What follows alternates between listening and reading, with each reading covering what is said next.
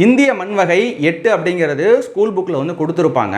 So அது 8ஆக யார் பிரிச்சிருப்பா, அது மட்டும் இல்லாமல் எந்த நாட்டை ஃபாலோ பண்ணி இந்த 8 வகை அப்படிங்கிறது பிரிச்சிருக்கிறாங்க அப்படிங்கிறது மாதிரியான இன்ட்ரெஸ்டிங் ஃபேக்ட்ஸோட நிறைய இன்ஃபர்மேஷன் இந்த மண்ணை பற்றி நம்ம வந்து பார்க்க போகிறோம். ஸோ இது உங்களுக்கு குரூப் 2 எக்ஸாமுக்கு ப்ரிலிம்ஸ் மெயின்ஸ்லேயும் வந்து கவர் ஆகுது. குரூப் 2 மெயின்ஸை பொறுத்த வரைக்கும் 2 யூனிட்டில் வருது. அது போக குரூப் 2A மெயின்ஸை பொறுத்த வரைக்கும் 2 யூனிட்டில் வருது. ஈவன் சயின்ஸ் அண்ட் டெக்னாலஜியில் கூட இந்த டாபிக் வந்து கவர் ஆகுது. ஓகேங்களா? ஸோ சயின்ஸ் அண்ட் டெக்னாலஜியில் இந்த வீடியோவோட லாஸ்ட் பார்ட்டில் வந்து நம்ம கொடுத்துருப்போம். ஸோ அது சயின்ஸ் அண்ட் டெக்னாலஜியில் கவர் ஆகுது. அது நம்ம டீட்டெயிலாக வந்து இன்னொரு வீடியோவில் பார்ப்போம். ஸோ அது இருந்தாலும் இங்கே நம்ம மண்ணை பற்றி பார்க்க போகிறோம் அப்படிங்கிறதுனால அதோட டச்சும் இங்கே வந்து கொஞ்சம் வச்சுருக்கோம். ஓகேங்களா? இந்த வீடியோ பதிவில் நம்ம மண்ணோட வகை என்ன, அதோட பரவல், அதோட கெமிக்கல் காம்பவுண்ட்ஸ், அது மட்டும் இல்லாமல் ஸோ நம்ம இந்தியாவில் மண்ணுக்குன்னு என்ன பண்ணியிருக்காங்க, அதாவது என்ன திட்டங்கள் வந்து கொண்டு வந்திருக்கிறாங்க, ஸோ மண் வளத்தை மேம்படுத்துறதுக்கு என்னென்ன முறைகளை பின்பற்றிருக்காங்க, அது மட்டும் இல்லாமல் நமக்கு எப்படி சத்து குறைச்சல் இருக்கோ அது மாதிரி நம்ம இந்திய மண்ணுக்கும் வந்து சத்து குறைச்சல் இருக்குது. அதை சரி பண்ணுறதுக்கு இந்தியா கவர்மெண்ட் என்னெல்லாம் ஸ்டெப்ஸ் வந்து எடுத்துருக்கிறாங்க அப்படிங்கிறது மாதிரி எல்லா இன்ஃபர்மேஷனும் கம்ப்ளீட்டாக உங்களுக்கு இந்த சாயில் இன்ஃபர்மேஷன், இந்த சாயில் வீடியோவில் மண்ணை சம்மந்தப்பட்ட எல்லா இன்ஃபர்மேஷனும் ஓகேங்களா ஒரே ஒரு வீடியோலேயே கிடச்சிட போகுது. கம்ப்ளீட்டாக பாருங்கள். புக் இன்ஃபர்மேஷன் மட்டும் படித்தா வந்து பத்தாது. ஸோ எக்ஸ்ட்ரா இன்ஃபர்மேஷன் அப்படிங்கிறது நம்மளோட மெயின்ஸுக்கு தியரிட்டிக்கலாக எழுதுறதுக்கு, அதாவது டிஸ்கிரிப்டிவ் டைப் எக்ஸாமினேஷனுக்கும் அதுக்கு அடுத்தது குரூப் 2A மாதிரியான எக்ஸாம்ஸ்க்கு அப்ஜெக்டிவ் டைப்புக்கும் வந்து ரொம்ப யூஸ்ஃபுல்லாக இருக்கக்கூடியது என்னென்னு பார்த்தீங்கன்னா ஒரு டாப்பிக்கில் இருக்கக்கூடிய எக்ஸ்ட்ரா இன்ஃபர்மேஷன் ப்ளஸ் இந்தியாவில் இருக்கக்கூடிய ஸ்கீம்ஸ், அதுக்கப்புறம் வந்து பார்த்தீங்கன்னா அது ரிலேட்டடாக என்னெல்லாம் கொடுத்துருக்குறாங்களோ அது எல்லாமே வந்து நம்ம இங்கே பார்க்க போகிறோம். ஓகேங்களா? ஸோ நம்ம இன்றைக்கி பார்க்க போகிற டாபிக் வந்து பார்த்தீங்கன்னா types of soil available in India, அதாவது இந்தியாவில் மொத்தம் எத்தனை வகையான மண் இருக்குது அப்படிங்கிறத தான் பார்க்க போகிறோம். ஓகேங்களா? ஸோ அதுக்கு முன்னாடி மண் அப்படின்னா என்ன? ஸோ மண் அப்படிங்கிறது நம்ம வெளியில் ரோட்டில் வந்தாலே வந்து பார்த்திங்கன்னா மண் இருக்கும்.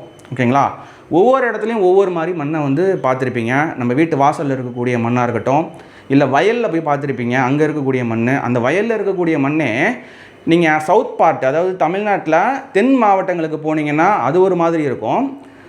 அதுவே வயல் வந்து பார்த்திங்கன்னா ஒரு கிழக்கு பகுதியில் இருக்கக்கூடிய மாவட்டங்கள்லையோ இல்லை வடக்கு பகுதியில் இருக்கக்கூடிய மாவட்டங்கள்லையோ பார்த்திங்கன்னா ஒரு மாதிரி இருக்கும். ஓகேங்களா? ஸோ அதுக்கான காரணங்கள்லாம் என்ன அப்படிங்கிறது டீட்டெயிலாக வந்து பார்க்க போகிறோம். ஓகேங்களா? ஸோ மண் அப்படின்னா என்ன? மண் வந்து 2 விதத்தில் வந்து உருவாகுது. ஒன்று பாறைகள்லேருந்து அது உடஞ்சி தூளாகி ஸோ அதுலேருந்து மண் வந்து உருவாகுது. இன்னொரு வகையாக எப்படி மண் உருவாகுது அப்படின்னா ஒரு நீர் அடிச்சிட்டு போகுது அப்படின்னா ஸோ அதில் வந்து அடிச்சுட்டு வந்து படிய வைக்கிது ஒரு இடத்துல. ஓகேங்களா? ஸோ அந்த மாதிரி வந்து அது அந்த நீர்லாம் வற்றி போனதுக்கப்புறம் அந்த இடத்துல படியுது, செட்டில் ஆகுது பார்த்தீங்களா? ஸோ அது மூலியமாக வந்து மண் வந்து உருவாகுது. மண் அப்படிங்கிறது இந்த 2 வகையில் உருவாகுது. ஓகேங்களா? ஸோ மண்ணில் என்னெல்லாம் இருக்குது? ஓகேங்களா? மண்ணோட கூட்டுப்பொருள் என்ன? மக்கிய தாவரங்கள். ஒரு மண்ணை எடுத்து நம்ம பார்த்தோம் அப்படின்னா அதில் மக்கிய தாவரங்கள், தாவரத்தோட மக்கின பகுதிகள் வந்து இருக்கும், டீகம்போஸ் ஆகிருக்கும்.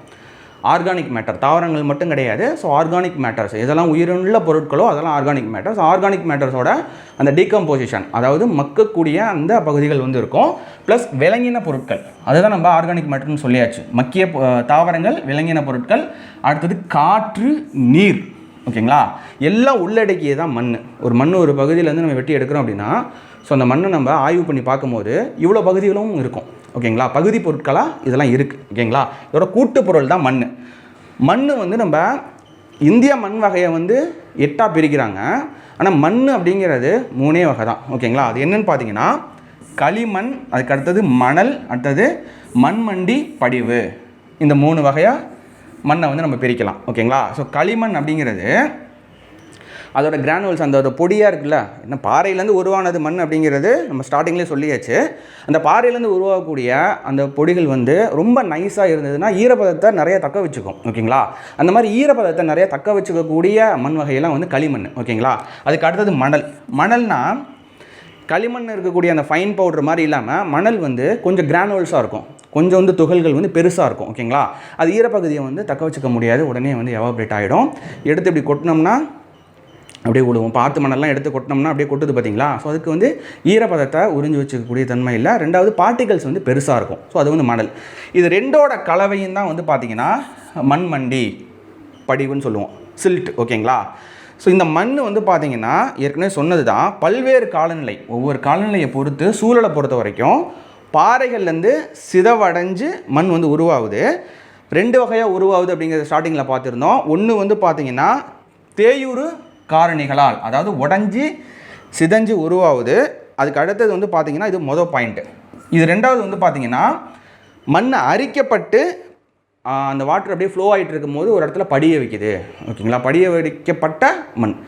இது 2 வகையாக வந்து மண் வந்து உருவாகுது. ஓகேங்களா, ஸோ மண் வந்து ஒவ்வொரு பிரதேசத்துக்கும் பிரதேசம் வந்து வேறுபடும். மண் எப்படி உருவாகுது அப்படிங்கிறது ஸ்கூல் புக்கில் ஒரு இன்ஃபர்மேஷன் வந்து கொடுத்துருப்பாங்க. தாய்ப்பாறை அப்படிங்கிறது, இந்த தாய்ப்பாறை அப்படிங்கிறது, இந்த தாய்ப்பாறை தான் மண் இந்த கலரில் இருக்கணும். ஓகேங்களா, இந்த கலரில் இருக்கணும், அதில் இன்ன கெமிக்கல் காம்பவுண்ட்ஸ் வந்து இருக்கணும், அதுக்கு அடுத்தது வந்து பார்த்திங்கன்னா இன்னும் பயன்படணும் அப்படிங்கிறது. மண்ணை நம்ம பிரிக்கிறோம், 8 வகையாக பிரிக்கிறோம் அப்படின்னா அதுக்கு மூலக்கூறு மூல காரணம் அப்படின்னா இந்த தாய்ப்பாறை. ஓகேங்களா, இப்போ செம்மண் இருக்குது இல்லை கரிசல் மண் இருக்குது அப்படின்னா அது எந்த பாறையிலேருந்து உடஞ்சி பவுடரானது தான் மண் அப்படிங்கிறது நம்ம சொன்னோம். அது மட்டும் இல்லாமல் இன்னும் ஒரு சில காரணிகள், அதில் வந்து ஆர்கானிக் காம்பவுண்ட்ஸ், அதாவது கனிம பொருட்கள், கரிம பொருட்கள், நீர், காற்று எல்லாம் சேர்ந்து இலையோட மக்கு சருவெல்லாம் சேர்ந்து மண் ஆகுது அப்படிங்கிறத பார்த்தோம். இப்போ இந்த தாய்ப்பாறை அப்படிங்கிறது என்ன கலரில் அந்த மண் இருக்கணும், அது என்ன வகையான மண்ணாக இருக்கணும் அப்படிங்கிறது முடிவு பண்ணுறது அந்த தாய்ப்பாறை. ஓகேங்களா, ஸோ இதுவே வந்து கரிசல் மண் உருவாகக்கூடிய பாறையிலேருந்து உருவாயிருந்தால் அது கரிசல் மண் பாறை. இதுவே செம்மண் உருவாகக்கூடிய அந்த பாறையிலேருந்து உருவாயிருந்ததுன்னா ஸோ அது வந்து செம்மண் பாறை. அதெல்லாம் நம்ம டீட்டெயிலாக வந்து பார்க்க போகிறோம். கரிசல் மண் அப்படிங்கிறது ஒன்றும் கிடையாது, எரிமலையிலேருந்து வரக்கூடிய ஒரு வகையான கல்லுலேருந்து உடஞ்சி நாளடைவில் உருவானது. அதெல்லாம் நம்ம பார்க்க போகிறோம். இப்போ தாய்ப்பாறை அப்படிங்கிறது என்னென்னா ஒரு மண்ணோட கலரு, அதோட கெமிக்கல் காம்பவுண்ட்ஸ், அதெல்லாம் என்னென்ன இருக்கணும், ஸோ அதெல்லாம் விளையணும் அப்படிங்கிற சொல்கிறது வந்து அது தாய்ப்பாறையிலேருந்து மண் வந்து உருவாது தாய்ப்பாறை. அடுத்தது காலநிலை, கிளைமேட்டிக் சேஞ்சஸ் வந்து ஏற்படுறதுனால பாறைகள் வந்து சிதைவடைஞ்சு மண் வந்து உருவாகுது. அப்புறம் நிலத்தோற்றம், உங்களுக்கு மலைப்பகுதியாக இருக்கக்கூடிய நிலத்தில் வந்து ஒரு மாதிரியான மண் இருக்கும், அடிவாரத்தில் இருக்கக்கூடியது, அதுக்கப்புறம் வந்து வெளியில் இருக்கக்கூடியது, ஆற்றுப்படுகைக்கு கிட்ட இருக்கக்கூடிய அந்த பகுதியெல்லாம் இருக்க மண் வந்து வெவ்வேறு மாதிரி இருக்கும். ஓகேங்களா, ஸோ அது வந்து பார்த்திங்கன்னா நிலத்தேற்றத்தை பொறுத்து மண் வந்து உருவாகுது. அடுத்தது உயிரினங்கள், ஆர்கானிக் காம்பவுண்ட்ஸு, இலை மடித்த அந்த மக்கு. ஓகேங்களா, ஸோ இலை தலைகள், அதுக்கப்புறம் விலங்கு அதுகளோட மக்கு, இதெல்லாம் வந்து கலந்துருக்கும். ப்ளஸ் வந்து நிறைய நுண்ணுயிர்கள் வந்து அதில் வந்து இருக்கும். ஓகேங்களா, ஸோ அதுக்கு வந்து ஊட்டச்சத்தை வந்து கொடுக்கறதுக்கு நுண்ணுயிர்கள் இருக்கும். அதுக்கு அடுத்தது வந்து காலம். ஓகேங்களா, ஒரு சென்டிமீட்டர் வந்து மண் உருவாகுது, ஒரு லேயர் உருவாகிறதுக்கு 100-200 வருஷத்துக்கிட்ட ஆகும், கிட்டத்தட்ட 400-500 வருஷம் கூட ஆகும். அதெல்லாம் நம்ம லேட்டராக வந்து பார்க்க போகிறோம். ஸோ இதெல்லாம் தான் ஃபேக்டர்ஸ். ஓகேங்களா, ஒரு மண் வந்து மண்ணோட பண்புகள், ஒரு மண் உருவாகிறதுக்கு ப்ளஸ் மண்ணோட பண்புகள் அப்படிங்கிறது இவ்வளோ ஆஸ்பெக்ட்ஸ் இருக்குது. இதுதான் முக்கியமான ஆஸ்பெக்ட்ஸ். ஓகேங்களா, மண் மற்றும் அதன் உருவாக்கம் எப்படி உருவாகுது அப்படிங்கிறது இதுதான். இந்த இமேஜ்லேயே வந்து எல்லாமே டீட்டெயிலாக கொடுத்துட்டாங்க. ஓகேங்களா, நெக்ஸ்ட்டு பாருங்கள், புவிப்பரப்பின் மேல் மண் உருவாவதல். இது வந்து புவியின் தோல், நம்ம பூமி இருக்குது ரவுண்டாக, ஸோ இது மேல் லேயரில் வந்து மண் இருக்குது அப்படின்னா ஸோ இது வந்து புவியின் தோல் என்று அழைக்கப்படுகிறது. Skin of the earth. புவியின் தோல் என்று எதை அழைக்கிறாங்க, மண்ணை வந்து அழைக்கிறாங்க. அதுக்கு அடுத்தது மண்ணுக்குன்னு ஏதாவது நாட்கள் இருக்கா கொண்டாடுறதுக்கு அப்படின்னா டிசம்பர் 5, ஓகேங்களா, நாள் உலக மண் நாளாக கொண்டாடப்படுகிறது. எப்போலேருந்து கொண்டாடுறாங்க அப்படின்னா 2014 இதை கடைபிடிச்சிட்டு வராங்க. 2023, ஓகேங்களா, அதோட தீம் என்ன அப்படின்னா மண் மற்றும் நீர் வாழ்வின் ஆதாரம் அப்படிங்கிறது இதோட தீமாக வந்து இருந்திருக்கு. இதெல்லாம் புக் இன்ஃபர்மேஷன் கிடையாது, நோட் பண்ணிக்கோங்க. அதுக்கு அடுத்தது ஐக்கிய நாடுகள் சபை 2015ஆம் ஆண்டை என்னென்னு அறிவிச்சிருக்காங்கன்னா சர்வதேச மண் ஆண்டாக அறிவிச்சிருக்கிறாங்க. ஓகேங்களா, இது எப்போ அறிவிச்சாங்கன்னா டிசம்பர் 2013 அறிவிச்சிருக்காங்க. இது வந்து இந்த யூஎன் அசம்பிளி இருக்குல்ல, ஐக்கிய நாடுகள் சபையோட 68வது செஷன். ஓகேங்களா, 68வது செஷனில் டிசம்பர் 2013 2015ஆம் ஆண்டை சர்வதேச மண் ஆண்டாக அறிவிச்சிருக்கிறாங்க. அடுத்தது மண் பற்றிய படிப்பு, மண்ணை பற்றின படிப்பு வந்து பார்த்தீங்கன்னா பீடாலஜி. ஓகேங்களா, ஸோ பீடாலஜி, மண்ணை பற்றின படிப்புக்கு பேர் பீடாலஜி. ஸோ இதெல்லாம் எக்ஸாம் பாயிண்ட் ஆஃப் வியூவில் ரொம்ப முக்கியம். ஓகேங்களா, நெக்ஸ்ட்டு பாருங்கள், மண் உருவாக காலம் என்ன. ஓகேங்களா, காலநிலையை பொறுத்து தான் வந்து மண் வந்து உருவாகுது. ஓகேங்களா, இங்கே மித வெப்ப மண்டல காலநிலை பிரதேசங்களில் 1 சென்டிமீட்டர்னு என்ன, இப்போ பூமி இருக்குது அப்படின்னா ஸோ அது மேல் லேயரில் சும்மா 1 சென்டிமீட்டர் அளவுக்கு மண் உருவாகிறதுக்கு 200-400 வருஷங்கள் ஆகும். இதுவே அயன மண்டல ஈர காலநிலைய பகுதிகளில் மண் உருவாக சுமார் 200 வருடங்கள் ஆகும். நன்கு வளமான மண் உருவாகிறதுக்கு ஏறத்தாழ 3000 வருஷம் ஆகும். ஓகேங்களா, 3000 வருடங்கள் ஆகும். இதெல்லாம் வந்து ஒரு மண், ஒரு தரமான மண், ஒரு வளமான மண் உருவாகிறதுக்கு எடுத்துக்கக்கூடிய டைம் பீரியட், காலநிலை. ஓகேங்களா, நெக்ஸ்ட்டு வந்து பாருங்கள் மண்ணின் அடுக்குகள். இப்போ மேலே நம்ம லேயர்ஸ் இருக்குது. இப்போ பொக்லைன் வச்சே வந்து நோண்டுறாங்கன்னு வச்சுக்கோங்களேன். ஸோ ஒரு சமவெளியில் போயிட்டு பொக்லைன் வச்சு நோண்டுறாங்க அப்படின்னா இந்த மாதிரி தான் இருக்கும். ஓகேங்களா, ஸோ மேல் பரப்பு அப்படிங்கிறது இலை மக்கு அடுக்கு. ஸோ அதை எப்படி குறிக்கிறாங்கன்னா இந்த OAEBCR அப்படிங்கிறது மாதிரி குறிச்சிருக்கிறாங்க. ஸோ இது வந்து 8th ஸ்டாண்டர்ட் புக்கில் பாறை மற்றும் மண், ஸோ அந்த இடத்துல இந்த அட்டவணை வந்து கொடுத்துருப்பாங்க. ஓகேங்களா, அந்த லெசனில். ஸோ இங்கே வந்து பார்த்தீங்கன்னா மேலே ஃபஸ்ட்டு லேயர் இருக்குல்ல, மேல் லேயரை புல்லெல்லாம் வளர்ச்சிருக்கும், அந்த செடியெல்லாம் வளர்ந்துருக்கும்ல. ஸோ அது வந்து இலை மக்கு அடுக்கு. இந்த இடத்துல வந்து கரிம மண் அடுக்கு, இலை மட்கெல்லாம் அங்கே இருக்குது. அதுக்கு அடுத்து கீழே வந்து சின்ன அதோட ஃபைப்ரஸ் ரூட்ஸ்லாம் இருக்குல்ல, வேறு இருக்கக்கூடிய அந்த பகுதி வந்து பார்த்திங்கன்னா மேல்மண். இது வந்து கரிம மற்றும் கனிம அடுக்கு, மேல்மண் அடுக்கு. அதுக்கு அடுத்த கீழே, அதுக்கு கீழே இருக்கிறது வந்து உயர்மட்ட அடுக்கு, இது வந்து அடிமண். அதுக்கு அடுத்தது போக போக போக இது வந்து பாறை, இந்த பாறையிலேருந்து உடஞ்சி தான் வந்து மண்ணாகுது அப்படிங்கிறது நம்ம ஸ்டார்டிங்லேயே வந்து சொல்லியிருந்தோம். ஸோ இந்த பகுதி ஓகேங்களா, தாய் பாறை அடுக்கு, தாய் பாறையிலேருந்து பெறப்பட்ட பொருட்கள். ஓகேங்களா, ஸோ இது வந்து பார்த்திங்கன்னா தாய்ப்பாறை அடுக்கு. இது வந்து தாய்ப்பாறை, இதிலேருந்து மண் வந்து உற்பத்தி ஆகுது, உடஞ்சி ஆகுது. அப்புறம் வந்து பார்த்திங்கன்னா கரிம பொருள், கனிம பொருள், இந்த நீர், காற்று இதெல்லாம் கலந்துருக்கும். மண் வந்து இது கூட்டு பொருளாக இருக்குன்னு சொல்லுவோம் பார்த்திங்களா. இது வந்து இந்த இடத்துல கலந்து மண்ணாக வந்து செழுமை மிக்க மண்ணாக வந்து வருது. ஓகேங்களா, ஸோ இந்த இடத்துல இதெல்லாம் கலந்ததுக்கப்புறம் இது என்ன ஆகுது, இந்த வேர் மூலியமாக சத்துக்கள் உறிஞ்சி இலைகளுக்கு வந்து போகும். ஸோ அதுவுமே வந்து வளமாக்குது. இந்த இன்ஃபர்மேஷன் தான் வந்து பார்த்திங்கன்னா இந்த டேபிளர் காலத்தில் வந்து கொடுத்துருப்பாங்க. ஒவ்வொரு அடுக்களையும் என்ன இருக்குது அப்படிங்கிறது கொடுத்துருப்பாங்க. ஓகேங்களா, ஸோ அதுக்கு அடுத்தது பாருங்கள் மண்ணின் கூட்டு பொருட்கள். மண்ணின் கூட்டு பொருட்கள் அப்படிங்கிறது கனிமங்கள், கரிம பொருட்கள், நீர் மற்றும் காற்று அப்படிங்கிறது நம்ம பார்த்தோம். ஓகேங்களா, அது எத்தனை சதவீதம் இருக்குது? கனிமங்கள் அப்படிங்கிறது 45%, கரிம பொருட்கள் அப்படிங்கிறது 5%, நீர் 25%, காற்று 25% இருக்குது. ஓகேங்களா, ஸோ மண்ணோட கலவை இடத்திற்கு இடம், காலத்திற்கு காலம் வேறுபடுகிறது. நம்ம ஏற்கனவே என்ன பார்த்தோம், மண்டலத்துக்கு மண்டலம் வந்து மாறுபடுது அப்படின்னு சொன்னால் இடத்துக்கு இடம் மண் வந்து கண்டிப்பாக மாறுபடும். தமிழ்நாட்டிலே எடுத்துக்கிட்டோம் அப்படின்னா தென்பகுதியில் ஒரு மாதிரியான மண் இருக்குது, வடக்கு பகுதியில், கிழக்கு பகுதியில் ஒரு மாதிரியான மண் இருக்குது அப்படிங்கிறது சொன்னோம். ஸோ அது வந்து பார்த்திங்கன்னா ஒவ்வொரு இடத்துக்கு மாறுபடும். அதோட மண்ணில் இருக்கக்கூடிய கூட்டுப்பொருள், சாயில் காம்போசிஷன் அப்படிங்கிறது பொதுவாக இருக்கிறது கனிமங்கள் 45, கரிம பொருள் 5, நீர் 25, காற்று 25. ஸோ இதோட டயக்ராம் தான் இப்போ பார்த்ததுக்கான டயக்ராம். ஓகேங்களா, ஸோ இந்த அங்கக பொருட்கள் அப்படிங்கிறது என்னென்னா இந்த கனிமங்கள் 45, கரிம பொருட்கள் 5 இருக்குது பார்த்தீங்களா. ஸோ இதுதான் இங்கே கொடுத்துருக்குறாங்க. ஸோ இதில் வந்து பார்த்தீங்கன்னா இலைமக்கு 80%, வேர்கள் 10%, உயிரின பொருட்கள் வந்து 10%. ஓகேங்களா, சாயில் டைப்ஸு. ஓகேங்களா, இப்போ சாயில் டைப்ஸ்க்கு வந்து வந்துடுவோம். இது வரைக்கும் நம்ம மண்ணுனா என்ன, மண் எப்படி உருவாச்சு, ஸோ அதுக்கு அடுத்தது மண்ணோட அடுக்குகளில் என்னென்ன இருக்குது அப்படிங்கிறது தெளிவாக வந்து பார்த்தோம்.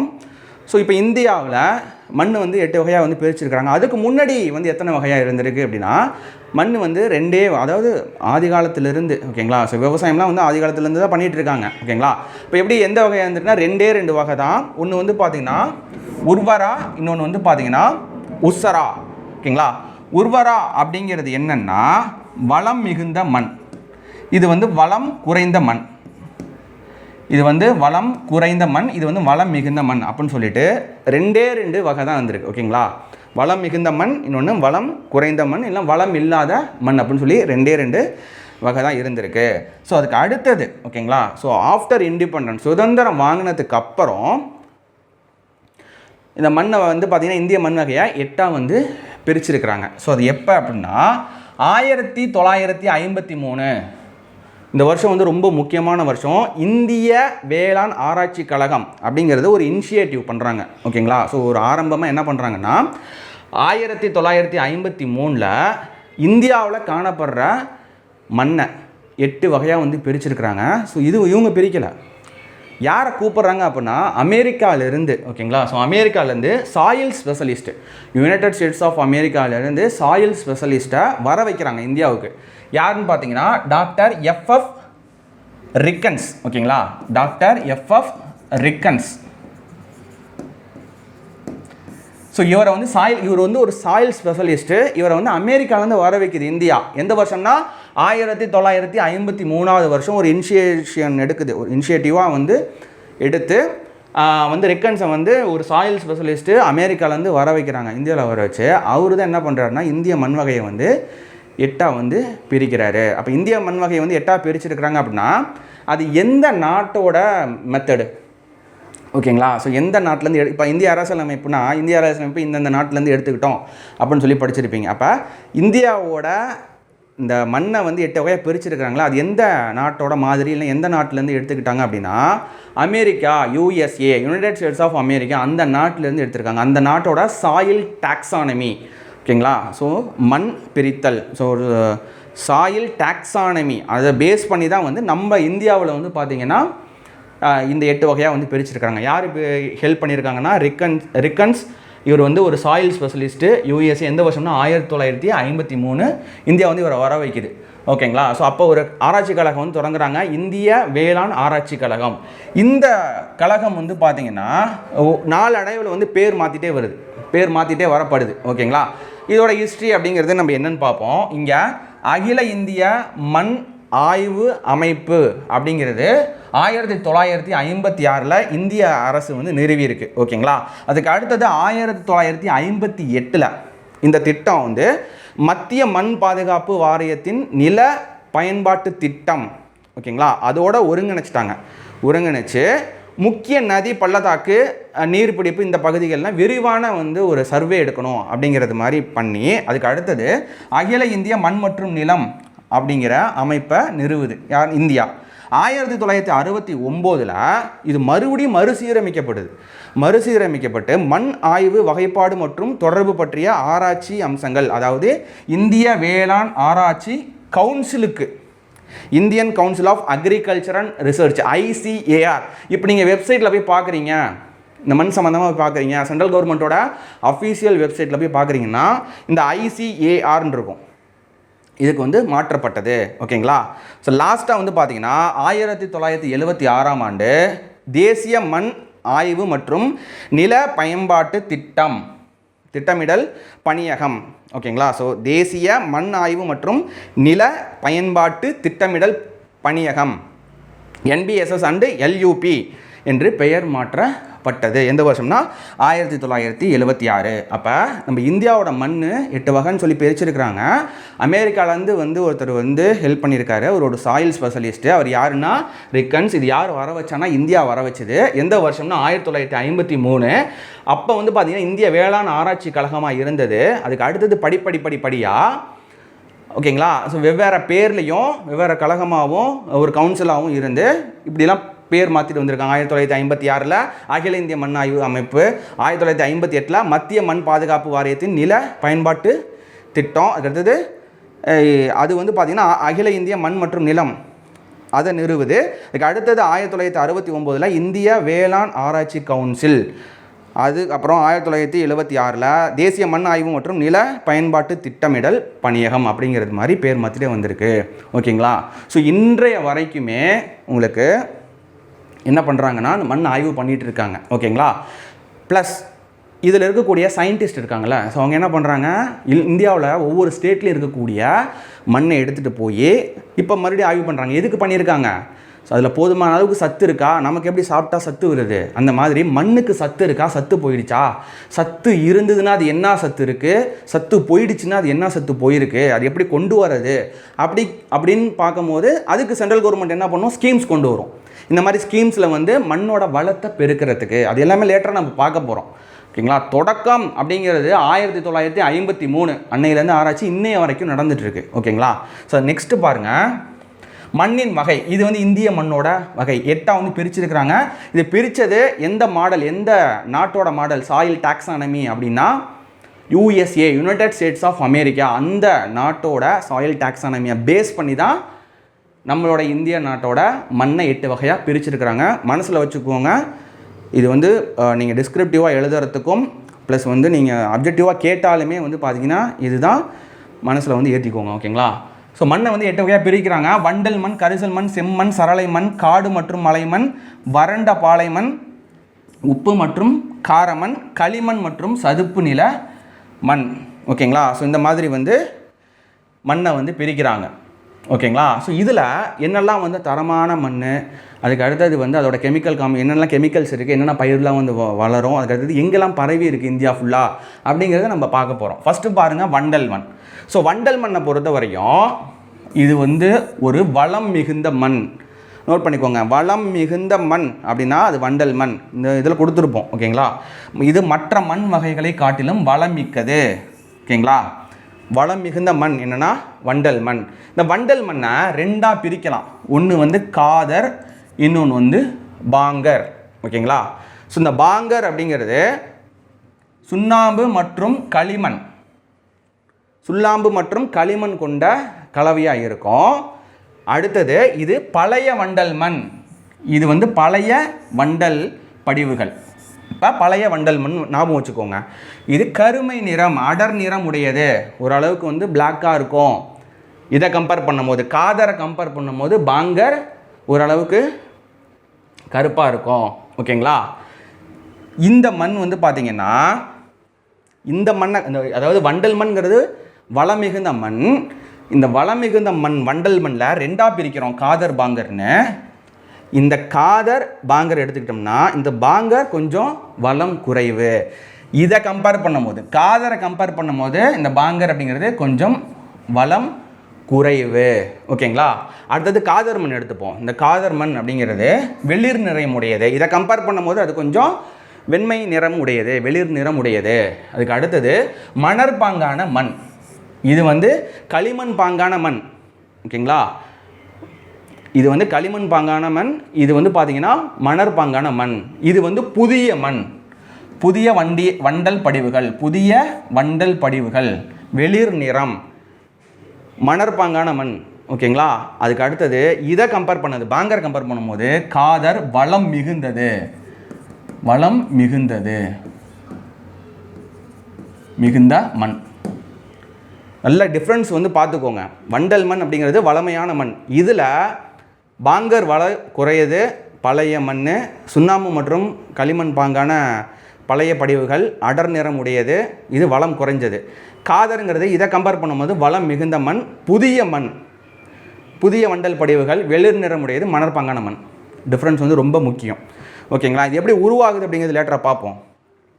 இதோட உருவாக்கம் சிற்றோடைகள் மற்றும் ஆறுகளின் வேகம் குறையும் போது, ஆறில் அப்படி ஆறு அடிச்சுட்டு போயிட்டுருக்கு அப்படின்னா அது ஆறோட வேகம் குறையுது, சிற்றோடைகளோட வேகம் வந்து குறையுது அப்படின்னா அது சைட்லெல்லாம் வந்து பார்த்திங்கன்னா என்ன ஆகுதுன்னா படிய வைக்கிறது, படிமானம். ஓகேங்களா? ஓடும் நீரின் மூலம் கடத்தப்பட்டு நுண்ணிய துகள்களால் படிய வைக்கப்பட்டு உருவாகுது. மண் ஓடிட்டுருக்கு. மண் வந்து ரெண்டே வகையில் உருவாகுது. ஒன்று பெரிய பாறை உடஞ்சி சுக்குனுக்குறா பவுடர் ஆகிறது ஒரு விதம். இன்னொன்று அரிப்பு ஏற்பட்டு, வெள்ளப்பருக்கில் அரிப்பு ஏற்பட்டு மண் அப்படியே வந்து போய் படிய வச்சு அது அப்படியே ட்ரை ஆகி, அந்த வாட்டர்லாம் ட்ரை ஆகிடுச்சு அப்படின்னா அங்கே படிஞ்சிருக்கும் பார்த்தீங்களா? ஸோ அந்த வகையிலையும் மண் வந்து உருவாகுது. இந்த வண்டல் மண் அந்த ஆற்று வேகம் குறைஞ்சதுக்கப்புறம் படிய வைக்கிற மெத்தடில் படியுது. அதனால் இது வந்து வளமிக்க மண்ணாக இருக்குது. இதில் இந்த காதர் பாங்கர்ன்னு இருக்குதுல்ல, அது எப்படி நம்ம சொல்லலாம் அப்படின்னா,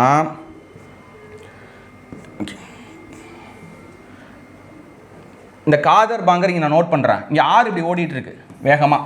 ஓகேங்களா? ஆறு வந்து இப்படி வேகமாக ஓடிட்டுருக்கு. ஓகேங்களா? ஸோ அப்போ இந்த பக்கத்தில் ஆற்றுக்கு பக்கத்துலேயே வந்து பார்த்திங்கன்னா உருவாகிறது வந்து பார்த்திங்கன்னா பக்கத்தில் இருக்குது அப்படிங்கிறது காதர். ஓகேங்களா? கொஞ்சம் தூரமாக இருக்கிறது, இங்கெல்லாம் வந்து இருக்கிறது என்ன அப்படின்னா பாங்கர். இப்போ ஆறோட வேகம் குறையும் போது படிய வைக்கிற மண் அப்படிங்கிறது ஞாபகம் வச்சுக்கோங்க. ஆறு வேகமாக போயிட்டு இருக்கும்போது எங்கே படிய வைக்கும்? பக்கத்தில் இருக்கிற இடத்துல தானே படிய வைக்கும். ஓகேங்களா? அப்போ அது என்னது? காதர். ஓகேங்களா? காதர்னா என்ன? புதிய மண். ஆறு வந்து புதுசாக ஒவ்வொரு வருஷமும் வரும்போது புதிய மண் படியுமா? அது வந்து என்னவாக இருக்கும்? வெளிர் நிறமாக இருக்குமா? மணற்பாங்கான மண்ணாக இருக்குமா? அதனால அது வளம் மிகுந்த மண். பாங்கருங்கிறது ஆற்று இந்த இடத்துல படிகிறதுக்கு தூரமாக இருக்கும். பாங்கர் இந்த இடத்துல பாங்கர், அதனால் பழையது, பாங்கர் பழையது அப்படிங்கிறது நாமச்சுங்க. பாங்கர் பழையது. இதுலாம் வந்து பழமையான வண்டல் படிவு. அதுக்கு அடுத்தது சுண்ணாம்பு மற்றும் களிமண் பாங்கான பதிவு, வளம் குறைந்த மண். ஓகேங்களா? இப்போ ஆறு இப்படி போயிட்டுருக்கு அப்படின்னா இந்த ஆறை ஒட்டி இருக்கிறதெல்லாம் காதர். தூரமாக இருக்கிறதெல்லாம் பாங்கர். அதனால் இது வந்து வளம் குறைவாக இருக்குது. ஆறை ஒட்டி இருக்கக்கூடிய பயிர் தானே நல்ல விளையும். ஓகேங்களா, அதுக்கு ரீசன் வந்து பார்த்திங்கன்னா இந்த மண்ணுனால தான். ஓகேங்களா, இதோட வேதியியல் பண்பு அப்படின்னு எடுத்துக்கிட்டோம்னா பொட்டாசியம், பாஸ்போரிக் அமிலம், சுண்ணாம்பு மற்றும் கார்பன் கலவைகள் அதிகமாக காணப்படுது. நைட்ரஜன் குறைவாக இருக்குது. இது நோட் பண்ண வேண்டிய விஷயம். நைட்ரஜன் குறைவாக உள்ளது. இதில் வண்டல் மண்ணில் நைட்ரஜன் குறைவாக இருக்குது. இது நோட் பண்ணிக்கணும். இதுக்கு அடுத்தது மண்ணின் தன்மைகள். வண்டல், மண்மண்டி, ஸ்லிட்டு, அதுக்கு அடுத்தது களிமண் போன்ற கலவைகளுடன் மண்ணடுக்கு காணப்படுகிறது. ஓகே தான். அதுக்கு அடுத்தது வந்து பாருங்கள், பரவல் எங்கெல்லாம் பரவி இருக்குது. கங்கை, பிரம்மபுத்திரா ஆற்று பள்ளத்தாக்கு, உத்தரப்பிரதேசம், உத்தரகாண்ட், பஞ்சாப், ஹரியானா, மேற்கு வங்கம் மற்றும் பீகார் மாநிலங்களில் உள்ள சமவெளி பகுதிகள். அதுக்கடுத்து வளரும் பயிர்கள் நெல், கரும்பு, கோதுமை, சணல், எண்ணெய் வித்துக்கள் மற்றும் மற்ற உணவு பயிர்கள் பயிரிட ஏற்றது. எதுன்னு பார்த்தீங்கன்னா இந்த வண்டல் மண். நம்ம இங்கே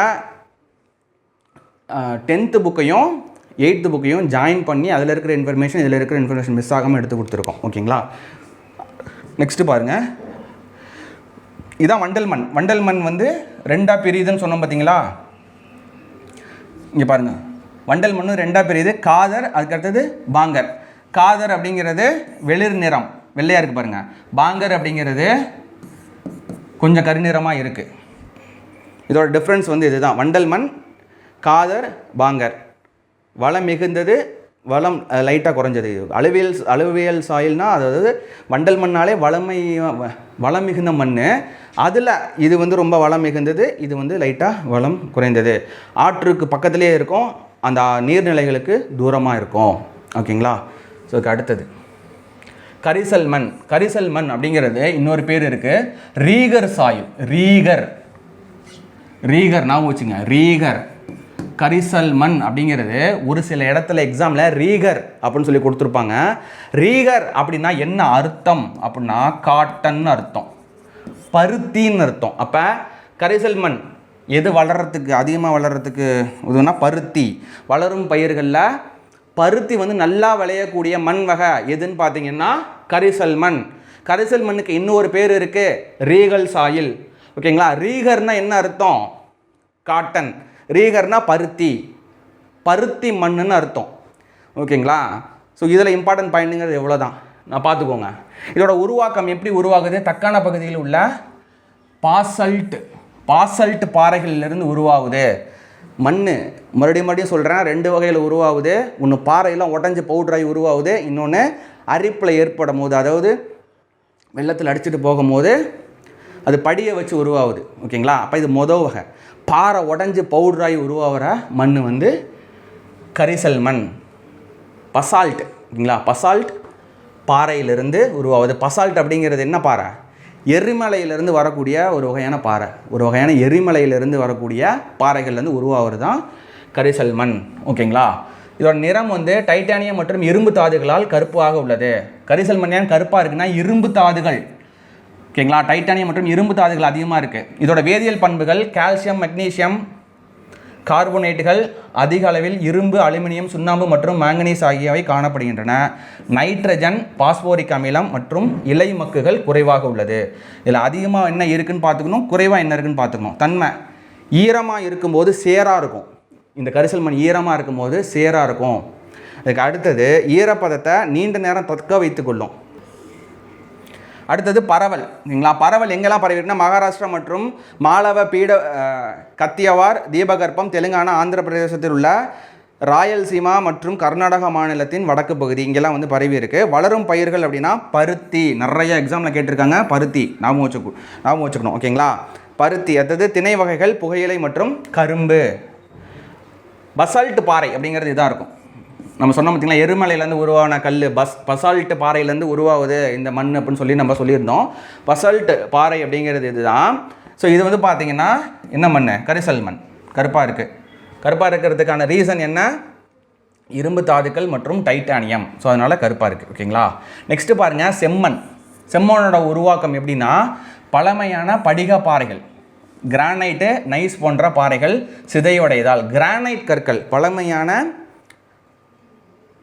பழமையான படிக பாறைகளான கிரானைட் மற்றும் நைஸ் கற்கள் வந்து சிதைவடைகிறதுனால உருவாகிறது தான் இந்த செம்மண். இதோட வேதியியல் பண்பு இரும்பு மற்றும் மெக்னீசியம். ஓகேங்களா, இரும்பு மற்றும் மெக்னீசியம் அதிகமாக காணப்படுகிறது. நைட்ரஜன், இலைமக்குகள், பாஸ்போரிக் அமிலம் மற்றும் சுண்ணாம்பு சத்துக்கள் குறைவாக காணப்படுது. ஓகேங்களா, அடுத்தது வந்து பார்த்தீங்கன்னா மண்ணின் தன்மைகள், செம்மண்ணோட தன்மைகள். ஓகேங்களா, தன்மைகள்னா ஃபைன் பவுடராக இல்லாமல் வந்து ஒரு சின்ன சின்ன கிரானுவல்ஸ் பார்ட்டிகல்ஸாக வந்து இருக்கும். ஓகேங்களா, ஸோ இந்த செம்மண்ணோட துகள்கள் பரவல் எங்கெல்லாம் பரவி இருக்குது அப்படின்னா தக்கான பீடபூமியின் கிழக்கு பகுதி, தென் மாநிலங்களான கேரளா, தமிழ்நாடு, கர்நாடகா, சோட்டா நாக்புரி பீடபூமி, ஜார்க்கண்ட். வளரும் பயிர்கள்னா கோதுமை, நெல், பருத்தி, கரும்பு மற்றும் பருப்பு வகைகள். இது வந்து வளம் குறைந்த மண். ஓகேங்களா, வளம் குறைந்த மண்ணாக இருப்பதால் திணைப்பயிர்கள் பயிரிட ஏற்றது. செம்மண் வந்து பார்த்திங்கன்னா வளம் குறைந்த மண், ஸோ அதனால் திணைப்பயிர்கள் பயிரிட ஏற்றது. ஓகேங்களா, செம்மண் அப்படிங்கிறது இப்படி தான் இருக்கும். ஓகேங்களா, செம்மண் அப்படிங்கிறது இதுதான். நெக்ஸ்ட்டு சரளை மண். சரளை மண் உருவாக்குறது எப்படின்னா வெப்பம் மற்றும் குளிர் அடுத்தடுத்து நிகழும்போது மண் சுவரல் லீச்சிங் காரணமாக உருவாகிறது. ரொம்ப முக்கியமான பாயிண்ட். வேதியியல் பண்பு அப்படிங்கிறது இரும்பு மற்றும் அலுமினியத்தின் நீரேற்ற ஆக்சைடுகள் உருவாகுது. அதுக்கு அடுத்தது வந்து பார்த்திங்கன்னா தன்மை.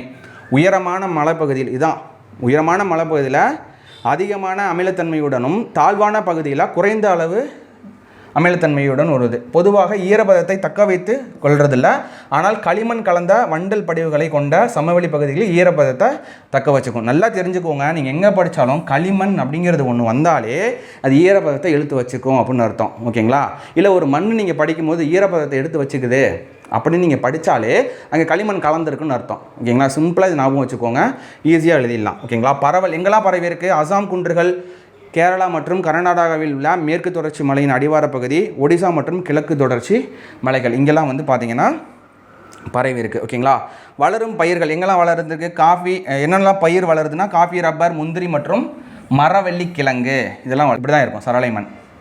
ஓகேங்களா, சரளை மண் அப்படியே நம்ம மண் உருவானதுக்கப்புறம், தாய்ப்பாறையிலேருந்து உருவானதுக்கப்புறம் நம்ம வெட்டி எடுத்தோம் அப்படின்னா ஸோ இப்படி தான் இருக்கும் பாருங்கள். அதுக்கு அடுத்தது காடு மற்றும் மலைமண்.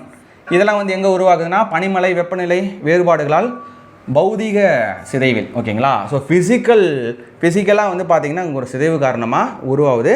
காலநிலைக்கு ஏற்ப இடத்துக்கு இடம் இது மாறுபடுது. ஓகேங்களா, வேதியியலோட பண்பு அப்படிங்கிறது பொட்டாஷ், பாஸ்பரஸ் மற்றும் சுண்ணாம்பு சத்துக்கள் குறைவாக காணப்படுது. அதுக்கடுத்து எங்கெல்லாம் பரவி இருக்குன்னா ஜம்மு அண்ட் காஷ்மீர், இமாச்சல பிரதேசம், உத்தரகண்ட், சிக்கிம் போன்ற மாநிலங்களில் உள்ள ஊசியிலை காடுகள் பகுதியில், மேற்கு தொடர்ச்சி மற்றும் கிழக்கு தொடர்ச்சி மலைகள். காடு மற்றும் மலை மண்ணுனால என்ன? மலையில் தான் வந்து இது உருவாகும். ஓகேங்களா, வளரும் பயிர்கள் இங்கே காஃபி, தேயிலை, நெல், மக்காச்சோளம், உருளைக்கிழங்கு, பார்லி, வெப்பமண்டல பல வகைகள் மற்றும் பல்வேறு வகையான வாசனை பொருட்கள். அடுத்தது வறண்ட பாலைமண். இது எங்கெல்லாம் உருவாகுதுன்னா வறண்ட காலநிலை, அதிக வெப்பம், எப்பயுமே வெப்பமாக இருக்கிறதுல ஆவியாவதல் அதிகமாக இருப்பதால் மேல்மண் வறண்டு காணப்படும். தாவரங்கள் இது இருக்கவே இருக்காது. இல்லாமையால் இலைமக்கு சத்து குறைவாகும். தாவரம் இருந்தால் தான் என்னாகும், அது மடித்து உழுவும் போது அந்த இலை மக்கி போய் நமக்கு அங்கே ஒரு சத்து கிடைக்கும். ஸோ இந்த இடத்துல மரமே இருக்காது, செடியே இருக்காது, எப்படி அந்த சத்து இருக்கும்? ஸோ அதனால தான் இங்கே கொடுத்துருக்காங்க இலைமக்கு சத்து குறைவாக காணப்படுகிறது. இதோட வேதியியல் பண்பு அதிக அளவில் உப்பு, அமிலத்தன்மை, பாஸ்பேட்டு, பல்வேறு அளவுகளில் உள்ள கால்சியம் கார்பனேட்டு, உயிர் சத்துக்கள் மற்றும் நைட்ரஜன் குறைவாகவும் காணப்படுது. ஓகேங்களா, அடுத்த தன்மை வெளிர் நிறம், குறைந்த இலைமக்கு சத்து, புரைத்தன்மையுடையது. அதுக்கு அடுத்தது குறைந்த ஈரப்பதம் உடையது. ஓகேங்களா, பரவல் எங்கெல்லாம் பரவி இருக்குது? ராஜஸ்தான், குஜராத்தின் வடபகுதி, பஞ்சாப் மாநிலம்.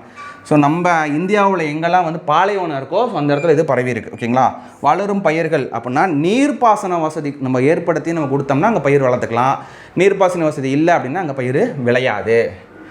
நெக்ஸ்ட்டு பாருங்கள் உப்பு மற்றும் காரமண். ஓகேங்களா, உப்பு மற்றும் காரமண் அப்படிங்கிறது என்னென்னா இந்த மண் வந்து அதோட உப்புத்தன்மையை அடிப்பகுதியிலேருந்து மேல்மட்டத்துக்கு வந்து விட்டுரும். ஓகேங்களா, ஸோ அடிமட்டத்திலிருந்து மேலே வந்து கடத்தி கொண்டு வந்துடும். ஓகேங்களா, அப்போ அந்த மேல் இருக்கக்கூடிய அந்த சர்ஃபேஸ் வந்து காரத்தன்மையாகவும் உப்பாகவும் இருக்கும். ஓகேங்களா, ஸோ அதுதான் வந்து இங்கே கொடுத்துருக்குறாங்க. இதில் வந்து வேதியியல் பண்புகள் அப்படிங்கிறது வந்து பார்த்திங்கன்னா சோடியம், மெக்னீசியம், கால்சியம் மற்றும் சல்ஃபூரிக் அமிலங்கள் இதில் அதிகமாக இருக்குது. தன்மை அப்படின்னா சிதைக்கப்படாத பாறைகள் மற்றும் சிதைவுற்ற கனிமங்களை உடையது. பரவல் எங்கெல்லாம் பரவி இருக்குன்னா ஆந்திர பிரதேசம், கர்நாடகம், பீகார், உத்தரப்பிரதேசம், ஹரியானா, பஞ்சாப், ராஜஸ்தான் மற்றும் மகாராஷ்டிரா மாநிலங்களோட வறண்ட பகுதிகளில் இந்த வகையான மண் வந்து காணப்படுது. ஓகேங்களா. ஸோ நெக்ஸ்ட் பாருங்கள், களிமண் மற்றும் சதுப்பு நிலம். ஸோ இதோட உருவாக்கம் அப்படின்னா அதிக மழை அளவு, அதிக ஈரப்பதம் இருக்கக்கூடிய நிலப்பகுதிகளில் காணப்படுற மண். ஓகேங்களா. வேதியியல் பண்பு அப்படின்னா பொட்டாஷ் பாஸ்பேட் சத்துக்கள் குறைவாகவும் கணிசமான அளவில் உப்பு கரைசல் உயிரின பொருட்கள் 10-40% வரையும் காணப்படுது. தன்மை ஈரத்தன்மையுடன் இலை மக்கை கொண்டு கருமை நிறத்திலும் உள்ளது. பரவல் எங்கெல்லாம் பரவி இருக்குன்னா கேரளாவில் கோட்டயம் மற்றும் ஆலப்புழா மாவட்டங்களில், ஒடிசா, தமிழ்நாடு கடற்கரை பகுதியில், மேற்கு வங்கத்தில் உள்ள சுந்தரவன பகுதிகளில். ஓகேங்களா. சொல்லப்போனால் சதுப்பு நில காடுகள் அப்படிங்கிறது நம்ம இந்தியன் ஃபாரஸ்ட் பார்க்கும்போது பார்த்துருப்போம். ஓகேங்களா. ஸோ அப்போ அந்த சதுப்பு நில காடுகள் எங்கெல்லாம் இருக்குதோ அங்கெல்லாம் இந்த வகையான மண் வந்து இருக்குது. ஓகேங்களா. ஸோ இப்போ இந்தியா முக்கிய மண் வகைகள் அப்படின்னா வண்டல் மண், செம்மண், கரிசல் மண், சரளை மண், காடு மற்றும் மலைமண் அப்படிங்கிறது நம்ம வரிசையாக வந்து பார்த்தோம். ஸோ அது இந்தியாவில் எங்கெல்லாம் பரவி இருக்குது அப்படிங்கிறத ஒரு மேப்பாக வந்து ஸ்கூல் புக்கில் கொடுத்துருப்பாங்க. ஸோ அதான் இங்கே வந்து கொடுத்துருக்கோம். ஓகேங்களா. நெக்ஸ்ட்டு பாருங்கள், மண் சீரழிவு. ஓகேங்களா. இந்தியாவில் மண் சீரழிவு அப்படிங்கிறது ஒரு பெரிய பிரச்சனையாக இருக்குது. ஸோ எதனாலலாம் அது ஆகுது அப்படின்னும், ஸோ இந்திய விண்வெளி ஆராய்ச்சி நிறுவனம் 2015ஆம் ஆண்டு ஒரு அறிக்கையில் என்ன சொல்கிறாங்கன்னா 147 மில்லியன் ஹெக்டேர் நிலப்பரப்பு மண் அரிப்பால் பாதிப்படைந்துள்ளதுன்னு சொல்லியிருக்காங்க. ஓகேங்களா. அதெல்லாம் என்ன காரணம், எதனால் வந்து இது ஆகுது, இந்தியாவில் மண் சீரழிவு அப்படிங்கிறது ஒரு பெரிய பிரச்சனையாக இருக்குது அப்படிங்கிறதையும் சொல்லியிருக்காங்க. ஓகேங்களா. அது என்னென்னா மண் அரிப்பு. ஓகேங்களா. தாளரிப்பு, நீரோட்ட மண்ணரிப்பு, மண்ணரிப்பு, பள்ளத்தாக்கு அரிப்புனா ஒரு இடத்துல வந்து காட்டாற்று வெள்ளம் போகுது அப்படின்னா அது பக்கத்தில் இருக்கக்கூடிய அந்த இடம்லாம் வந்து அரிச்சிடும். ஓகேங்களா. ஸோ அது ஒரு வகையான சீரழிவு. அடுத்தது மண் சீரழிவு அப்படிங்கிறது தனியாக ஏன் கொடுத்துருக்காங்கன்னா டீஃபாரஸ்டேஷன், மரத்தை எல்லாத்தையும் வெட்டி தள்ளுறது. ஓகேங்களா. மரம் எந்த அளவுக்கு வளமாக இருக்கோ ஸோ அந்த அளவுக்கு வேறு பிடிப்பான அந்த மண் வந்து இருக பிடிச்சிருக்கும். மரத்தெல்லாம் வெட்டி எடுத்துட்டா இந்த இடத்துல வந்து பார்த்திங்கன்னா மண் வந்து அந்த ஸ்டெபிலிட்டி வந்து இருக்காது. அதனாலையும் வந்தது என்னென்னா சீரழிவு ஆகுது. ஓகேங்களா. அடுத்தது நீர் தேங்குதல். ஒரு இடத்துல நீர் தேங்கி இருக்கிறதுனாலையும் உவர்ப்பு மற்றும் காரத்தன்மை, உப்பு படிவுகள். ஓகேங்களா. உவர்ப்பு மற்றும் காரத்தன்மையாலையும் உப்பு படிவுகள்னாலையும் என்ன ஆகுது, மண் வந்து சீரழிவு ஆகுது. ஓகேங்களா. ரொம்ப அதிகமான ஆழத்துக்கு போர் போடுறாங்க அப்படின்னா ஒரு 1000 ஃபீட்லாம் போட்டாங்க, என்ன ஆகுதுன்னா ஒரு சில இடத்துல வந்து உப்பு தண்ணி வந்துருச்சு அப்படிம்பாங்க. ஓகேங்களா. ஸோ அது வந்து எங்கெல்லாம் வந்து படுதோ அதெல்லாம் வந்து வேஸ்ட்டு, ஃபெர்டைல் லேண்டாக இருக்காது. அந்த இடத்துல செடிகள் வளராது. செடிகள் வளரல அப்படின்னாலே மண்ணோட ஸ்டெபிலிட்டி போயிடும். ஓகேங்களா. ஸோ அதோட சத்தும் போயிடும், ஸ்டெபிலிட்டியும் போயிடும். ஸ்டெபிலிட்டி போயிடுச்சுனால அது ஒரு சீரழிவு தான். ஓகேங்களா. ஸோ நெக்ஸ்ட்டு பாருங்கள், மண் வள பாதுகாப்பு, மண் வள மேன்மையும். ஸோ மண்ணை நம்ம பாதுகாக்கணும், மண் வளத்தை நம்ம மேலாக கொண்டு வரணும் அப்படின்னா காடுகளை உருவாக்கணும், அணைகள் மற்றும் குறுக்கணைகள் நிறைய கட்டணும். ஓகேங்களா. அதிக மேய்ச்சலை தடுத்தல். அதாவது அதிக மேய்ச்சலை தடுத்தல் தான் நம்ம பயிரை விளைய வச்சு மேய்க்க விடுறத வேறு, பயிரே நம்ம விளைய வைக்காமல் இருக்கிறத தின்னுட்டு முடிச்சு கட்டிட்டோம் அப்படின்னா ஸோ அந்த இடத்துல என்னென்னா மண் வந்து மறுபடியும் ஸ்டெபிலிட்டி குறைஞ்சி அது சீரழிவாயிடும். ஓகேங்களா. ஸோ அப்போ அதிக மேய்ச்சலை தடுக்கணும். அதுக்கடுத்து மேம்பட்ட பயிர் சாகுபடி முறை. மண் எந்த அளவுலாம் வந்து வேஸ்ட் ஆகாமல் அதை பாதுகாக்கிற அளவுக்கு வந்து நம்ம பயிர் சாகுபடி பண்ணோம் அப்படின்னா மண் சீரழிவுலேருந்து காப்பாற்றலாம். ரெண்டாவது மண்ணையும் பாதுகாக்கலாம். சம உயரம் உழுவுதல். ஒரு இடத்துல அதிகமாகவும் ஒரு இடத்துல குழிவாகவும் நம்ம உழுதுட்டோம்னா மழை பெய்யும் போது என்னென்னா மேல்மட்டத்தில் இருக்கக்கூடிய தண்ணி அடிமட்டத்துக்கு வந்துடும். ஸோ அந்த இடத்துல மண் வந்து அடிச்சுட்டு வந்து கீழே வந்து வரும். ஸோ இந்த மாதிரிலாம் போகாமல் சம அளவுக்கு உழுவுறது. பயிர் சுழற்சி முறை. பயிர் சுழற்சி முறைனா கேப்பே விடாமல் வெவ்வேறு காலகட்டத்துக்கும் வெவ்வேறு பயிர்.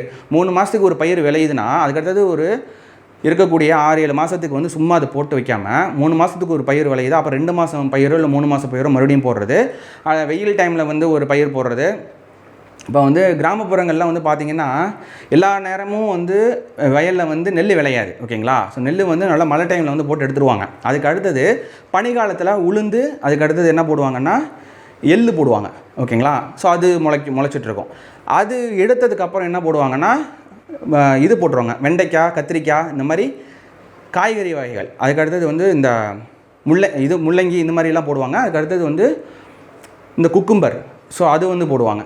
ஸோ அந்த சீசனல் கிராப்ஸாக வந்து பயிர் சுழற்சி முறைனா ஒரு இது அறுவடை பண்ணதுக்கப்புறம் அடுத்தடுத்து இந்த மாதிரி பண்ணாங்கன்னா அது என்ன ஆகும்னா மண் அரிப்பிலிருந்து அந்த நிலத்தை வந்து காப்பாற்ற முடியும். ஓகேனா அதான் பயிர் சுழற்சி முறை. கரைகள் கட்டுதல். வயல் வரப்பு வந்து நம்ம கரெக்டாக வந்து கட்டுறது, அடிச்சுட்டு போகாமல். அடுத்தது படிக்கட்டு வேளாண்மை. படிக்கட்டு வேளாண்மை அப்படிங்கிறது மலை பகுதிகளெலாம் வந்து திட்டாக வந்து பார்த்திங்கன்னா கட்டியிருப்பாங்க. ஓகேங்களா. அதுதான் வந்து படிக்கட்டு வேளாண்மை. ஏன்னா ஒரு ஸ்லோப்பான பகுதியில் மேலே வந்து தண்ணி நிறுத்தி வைக்க முடியாது. நிறுத்தி வைக்கிறதுக்குன்னு ஒரு பண்ணியிருந்தால் மட்டும்தான் நிற்கும். ஓகேங்களா, அது வந்து படிக்கட்டு வேளாண்மை பார்க்க வந்து படிக்கட்டு மாதிரி இருக்கும். அடுத்தது பட்டை பயிரிடுதல். பட்டை பயிரிடுதல் அப்படிங்கிறது ஸ்ட்ரிப் ஃபார்மிங் சொல்லுவாங்க. ஸ்ட்ரிப் ஃபார்மிங் அப்படின்னா இந்த இடத்துல வந்து விவசாயம் வந்து இந்த இடத்துல வந்து செடிகள் போடுறது, இந்த இடத்துல வந்து கேப் இருக்கும். ஓகேங்களா, அதுக்கு அடுத்தது மட்டும் இந்த இடத்துல வந்து பயிர் போடுறது, இந்த இடத்துல ஒரு கேப், அடுத்தது மட்டும் இங்கே வந்து நல்ல ஒரு இது போடுறது. இப்போ இந்த இடத்துல ஒரு பயிர் இருக்கும், இந்த இடத்துல ஒரு பயிர் இருக்கும், இந்த இடத்துல ஒரு பயிர் இருக்கும். ஓகேங்களா, ஸோ இதுதான் வந்து பார்த்திங்கன்னா பட்டை பயிரிடுதல். அப்புறம் காற்றுக்கு எதிர் திசையில் மரங்களை நடுதல். காற்று அடிச்சுட்டு பிச்சுட்டு போகிறதுக்கு எதிர் திசையில் மரங்களை நட்டோம் அப்படின்னா ஸோ அதுவும் வந்து பார்த்திங்கன்னா மண் வளத்தை பாதுகாக்கும். ஸோ அதுக்கு அடுத்தது பாருங்கள், இந்திய மண்ணின் ஊட்டச்சத்தின் குறைபாடு நிலை. ஸோ இது வந்து ரொம்ப முக்கியம். ஓகேங்களா, இது வரைக்கும் நம்ம 8 வகையான மண் வகையை வந்து பார்த்தோம். ஸோ அதுக்கு அடுத்தது மண் சீரழிவு, அப்புறம் மண்ணை பாதுகாக்கிறதுக்கு என்ன அப்படிங்கிறது ஸ்கூல் புக் இன்ஃபர்மேஷனை பார்த்தாச்சு. 8 வகையாக வந்து பிரிச்சுருக்கிறாங்களே இந்தியா கவர்மெண்ட்டு. ஓகேங்களா, ஸோ அதுக்கப்புறம் விடாமல் இன்னும் வந்து ஆராய்ச்சி பண்ணி என்ன பண்ணுறாங்கன்னா அதில் வந்து ஊட்டச்சத்து குறைபாடெலாம் இருக்குங்கிறத ஃபைண்ட் அவுட் பண்ணியிருக்காங்க. அது என்ன அப்படிங்கிறது நம்ம பார்க்க போகிறோம். ஓகேங்களா, இந்திய வேளாண் ஆராய்ச்சி கழகம் கவுன்சில். ஓகேங்களா, ஸோ இதிலிருந்து 28 மாநிலங்களில், ஓகேங்களா, ஸோ 28 மாநிலங்கள்லேருந்து 0.2 மில்லியன் மண் மாதிரிகளை எடுத்து இதோட சயின்டிஸ்ட் ஆராய்ச்சியாளர்கள் வந்து எடுத்து ஆராய்ச்சி வந்து பண்ணியிருக்கிறாங்க. ஓகேங்களா, ஸோ எதனால் அப்படின்னா இந்தியாவில் இந்த நைட்ரஜன் மற்றும் பாஸ்பரஸின் பரவலான பற்றாக்குறை இருந்துட்டு தான் இருக்குது. ஓகேங்களா, இதில் பொட்டாசியம் குறைபாடு அப்படிங்கிறது 1990களில் ரொம்ப அதிகமாக இருந்தது. மேலும் 2000களில் சல்பர் குறைபாடு அப்படிங்கிறது ஒரு பிரச்சனையாக இருந்தது.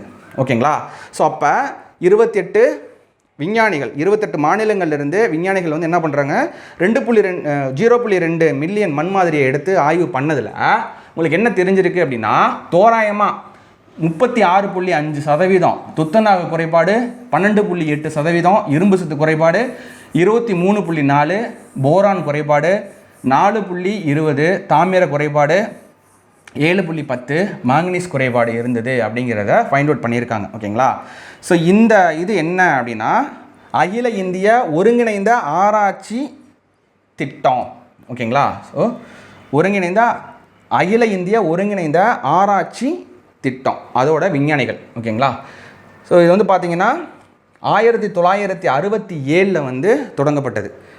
ஓகேங்களா, 2014 மண் ஆரோக்கியத்திற்கும் மனித ஆரோக்கியத்திற்கும் இடையிலான தொடர்பை பகுப்பாய்வு செஞ்சு இந்த திட்டம் வந்து கவனம் செலுத்திட்டு வருது. அதாவது 1953 வந்து பார்த்திங்கன்னா 8 வகையாக மண்ணை பிரித்து அதுலேருந்து ஸ்டெப் பை ஸ்டெப்பாக வந்து ஆராய்ச்சி நடந்துகிட்டே வந்துட்டுருக்கு. ஸோ இப்போ வந்து பார்த்திங்கன்னா 2014 இந்த மண்ணோட குறைபாடு அதை எப்படி நிவர்த்தி பண்ணணும் அப்படிங்கிற அந்த ஆராய்ச்சியில் ஈடுபட்ட விஞ்ஞானிகள் தோராயமாக வந்து கண்டுபிடிச்சது குறைபாடு அப்படிங்கிறது இதுதான், இத்தனை %. ஓகேங்களா, இதை நோட் பண்ணிக்கோங்க. ஸோ அடுத்தது இப்போ இதை சரி பண்ணணும். இந்த மாதிரி ஃபைண்ட் அவுட் பண்ணியாச்சு. இந்த மாதிரி ஃபைண்ட் அவுட் பண்ணோனையும் இந்தியன் கவர்மெண்ட்டிட்ட அவங்க தகவலை வந்து தெரிவிச்சிருப்பாங்க. தெரிவித்ததுக்கப்புறம் ஒரு சில திட்டங்கள் மூலியமாக தான் நிவர்த்தி பண்ணலாம். ஓகேங்களா, என்னென்ன திட்டம்லாம் வந்து கவர்மெண்ட் வந்து சென்ட்ரல் கவர்மெண்ட் வந்து கொடுத்துருக்குறாங்க அப்படின்னா மண் ஆரோக்கியத்தை மேம்படுத்துவதற்கான முன்முயற்சிகள். ஓகேங்களா, இதை பாருங்கள், மண் ஆரோக்கிய அட்டை திட்டம். ஓகேங்களா, நம்ம சயின்ஸ் அண்ட் டெக்னாலஜி அப்படிங்கிற ஒரு டாப்பிக்கில் மெயின்ஸ் ரிலேட்டடாக வீடியோஸ் பார்க்கும்போது இந்த திட்டம்லாம் வந்து டீட்டெயிலாக பார்ப்போம். ஓகேங்களா, இப்போ என்ன திட்டம் இருக்குது அப்படிங்கிறத பார்த்துக்கோங்க.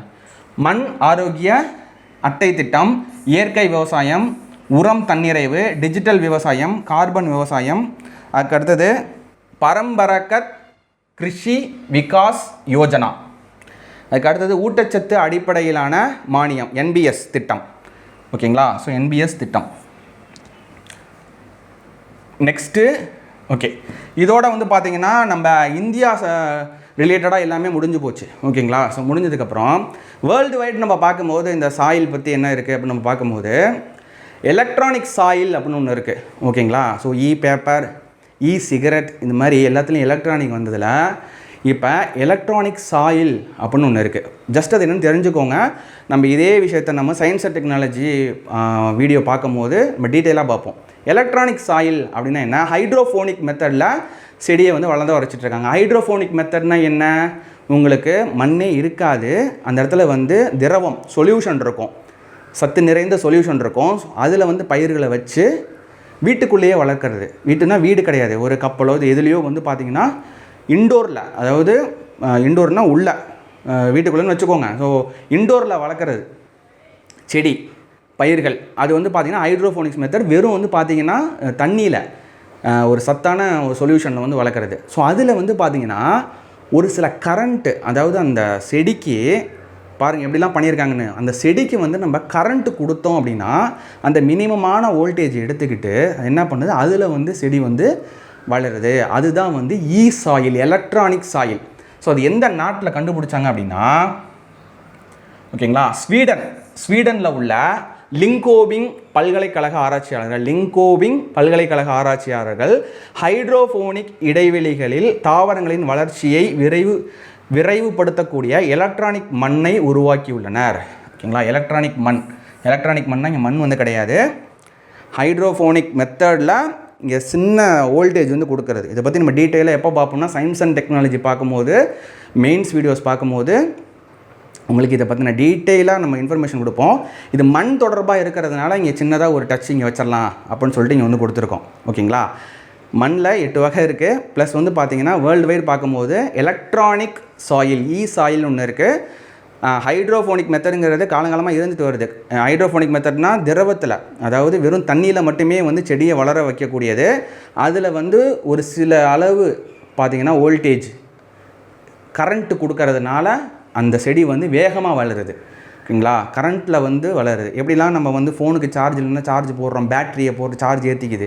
ஸோ அந்த மாதிரி செடிக்குமே கரண்ட்டு வந்து கொடுக்க ஆரம்பிச்சிட்டாங்க. அந்த கரண்ட்டை வச்சு அது வளருது அப்படிங்கிறது சாயில். அது எங்கே எந்த நாடு கண்டுபிடிச்சதுன்னா ஸ்வீடனில் உள்ள லிங்கோபிங் பல்கலைக்கழக ஆராய்ச்சியாளர்கள் கண்டுபிடிச்சிருக்காங்க. ஸோ இதோட இந்த வீடியோ வந்து முடியுது. இந்த வீடியோ வந்து கண்டிப்பாக உங்களுக்கு யூஸ்ஃபுல்லாக இருக்கும் அப்படின்னு நினைக்கிறேன். கண்டிப்பாக வந்து பார்த்திங்கன்னா ஷேர் பண்ணுங்கள். ஏன்னா ஒவ்வொரு வீடியோ நம்ம வந்து தனித்துவமாக வந்து எடுத்து கொடுத்துட்ருக்கோம். தனித்துவமாக அப்படின்னா எங்கேயுமே கிடைக்காத இன்ஃபர்மேஷன் நீங்கள் தேடி அலையக்கூடாது அப்படிங்கிறதுக்காக எக்ஸ்ட்ரா இன்ஃபர்மேஷன் ஸ்டார்டிங்லேருந்து book point of view plus வந்து பார்த்திங்கன்னா நியூஸ் பேப்பர் இன்ஃபர்மேஷன், அதுக்கடுத்தது அஃபீஷியல் வெப்சைட்ஸ்னு சொல்லிட்டு ஒரு வீடியோ மேக் பண்ணுறதுக்கு 3 days ஆகுது. ஓகேங்களா, இவ்வளோ இன்ஃபர்மேஷன் நம்ம கலெக்ட் பண்ணி கொடுக்குறதுக்கு 3 days ஆகுது. ஸோ அதனால் முடிஞ்ச வரைக்கும் வந்து கொஞ்சம் ஷேர் பண்ணி சப்போர்ட் பண்ணுங்கள். ஸோ அப்போ தான் வந்து நமக்கு இன்னும் கொஞ்சம் இன்ட்ரெஸ்ட்டாக நிறைய எடுத்து கொடுக்குறதுக்கு ஹெல்ப்ஃபுல்லாக இருக்கும். So thank you friends, this is Vijay from துருவம் அகாடமி.